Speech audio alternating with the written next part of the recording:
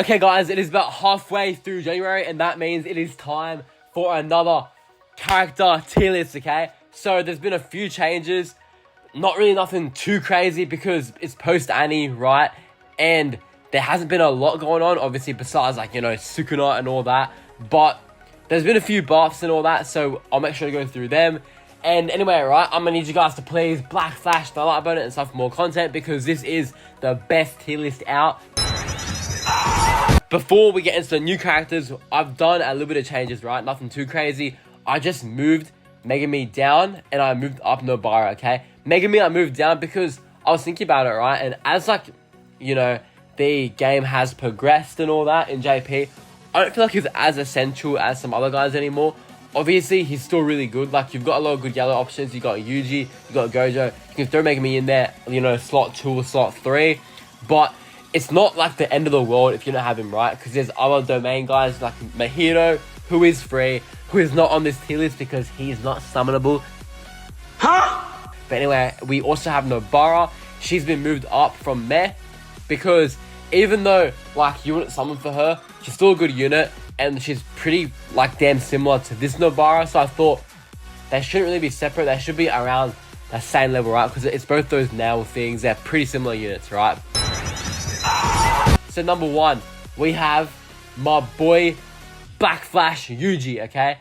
And this dude has actually gotten really good post buff. So on JP, they're just doing some buffs, right? And over time, they'll, you know, just do a balance update, I guess, and they'll just balance characters out, which I find really cool because not many guys just do that, right? It'll be like an EZA like Dokkan or like a LR, something like that, but they've actually made it like a proper redo, which is good because it's free, right? But let's see just how much it was changed. So obviously here it's just an auto skill, which I don't know if that's like all it really is that it will be down here instead, but that's not really anything too crazy, right? But skill 1, he does a little bit more damage. As you can see, it's 190 from 150, so about 40% more, which I guess will make a little bit of a difference. Oh, look, but they look pretty cool. Anyway, right, and also you can Black Flash, obviously. Skill 2 is unchanged because it's still pretty good.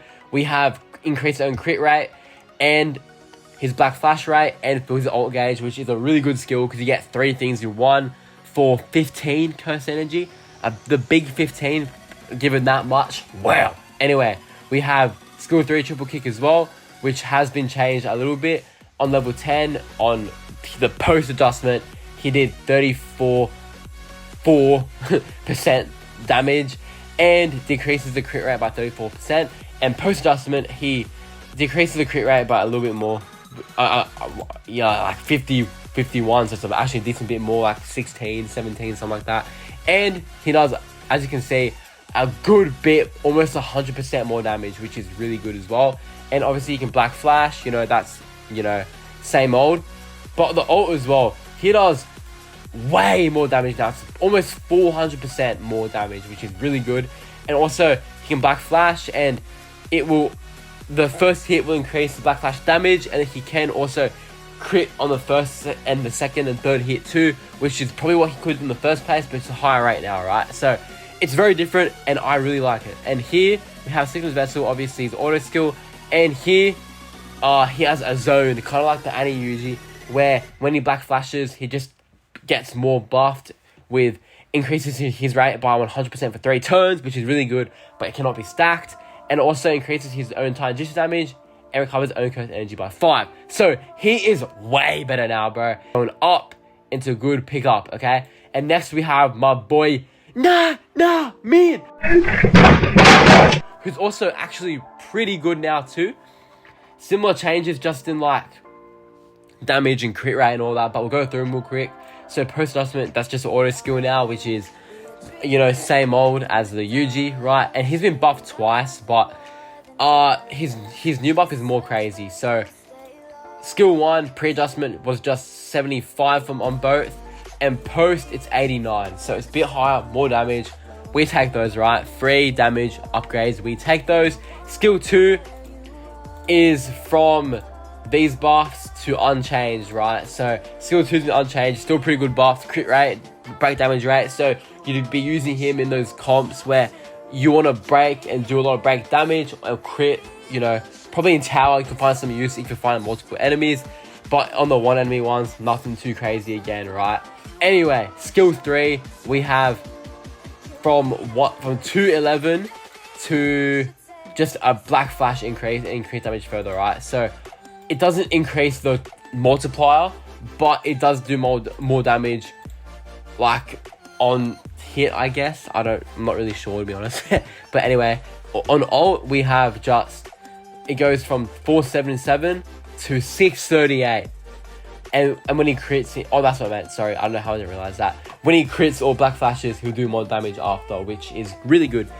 And on ult, yeah, similar thing with that, where he crits or black flashes. So obviously Nanami is a crit character, so you'll be critting a pretty often with him instead of black flash. So he'll be getting damage dealt increases a lot, right? So over time, as the battle goes on, more and more damage. Anyway, also on the auto skills, they've also changed a lot, as you saw there.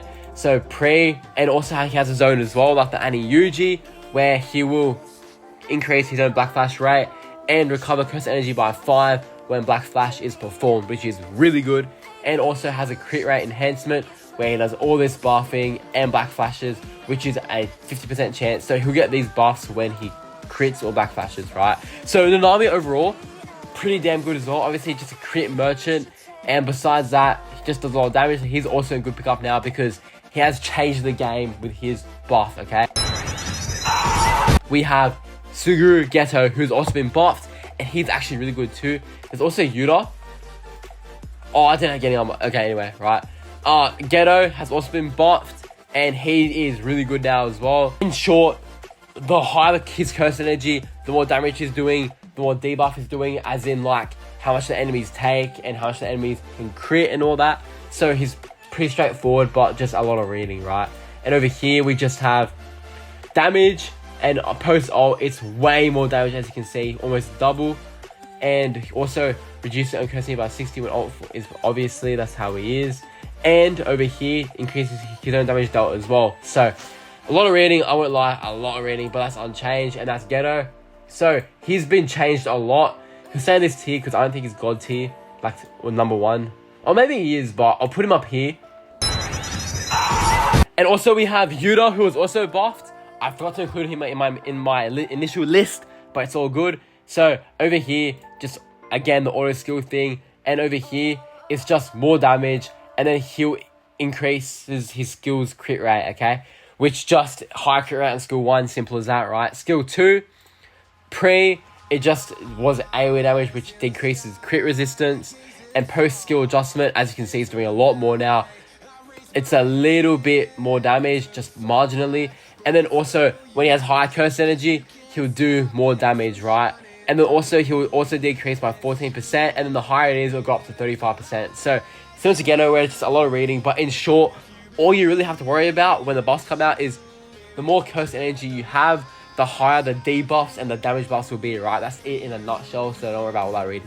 Anyway, right, also here, also depending on the JUJUTSU and enemies remaining HP, you can get it in skill 2, which is pretty cool. And over here, just, you know, the combined lots of damage. Over here, it's just a little bit more damage, that's about it. And then the ult is just 2k damage, obviously over here, the buffs. And then on the thing, it's unchanged, right? So the ult remains the same, just the nuke that it is. And on the auto skill, it's pretty much unchanged apart from zone, which just increases his jiu-jitsu damage by 20% when he black flashes, right? So Yuta is pretty similar, just a little bit more debuffs, but he still is really good, so he stays in number 1. I think Geto probably deserves to get put up here. I might actually do it, but like, you know, he's not essential or anything because you already have blue options like Gojo and Sukuna, okay? But we'll get into that. So next we have the boy Sukuna, okay? Obviously released on JP. Global expecting him next week or something. I don't know. At the rate they're going, it could be a very, very, very short while. But he's crazy, right? So he's limited. So get him while you can. I think it's gone now, the banner on JP, or soon gone. But anyway, right? We have skill 1, which just does damage and fills ult gauge. And also has this little stack of just bleeding, right? So it's just a bleed thing where he can stack extra damage on the enemy, pretty much. So you don't want to stack skill 1, get your ult gauge up, get your stacks going, and you'll do more damage, right? That's it in a nutshell. Skill 2, that costs 0, by the way, and this costs 20. But anyway, right, skill 2, Show Me, does melee damage, and then does 3 hits, and has a million % chance of causing a crit.